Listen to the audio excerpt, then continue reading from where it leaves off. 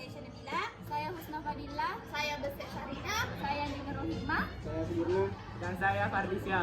Kami akan memaparkan materi ragam bahasa Indonesia. Selamat menyaksikan.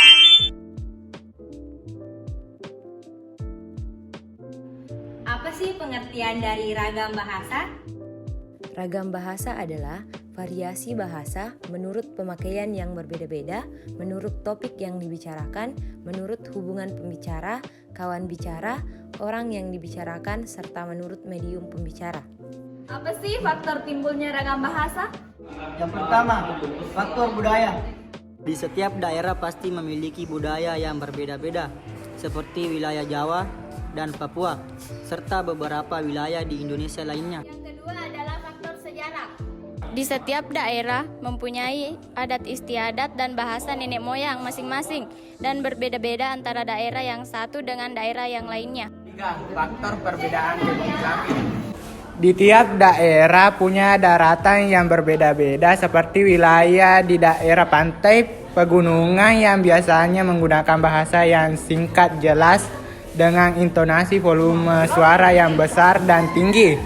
Perbedaan dengan daerah pemukiman padat penduduk yang menggunakan bahasa lisan yang panjang lebar dengan intonasi suara yang kecil. Ada 3 jenis ragam bahasa. 1. Ragam bahasa yang dilihat dari cara penuturannya. Ragam dialek, ragam terpelajar, ragam resmi, dan ragam tak resmi. Yang kedua, ragam bahasa yang dilihat dari cara berkomunikasi. Pertama, ragam lisan dan ragam tulis. Yang ketiga, ragam bahasa yang dilihat dari topik pembicaraan. Pertama, ragam sosial, ragam fungsional, ragam jurnalistik, ragam sastra, ragam politik, dan hukum. Selanjutnya, kita akan mengetahui fungsi dari ragam bahasa.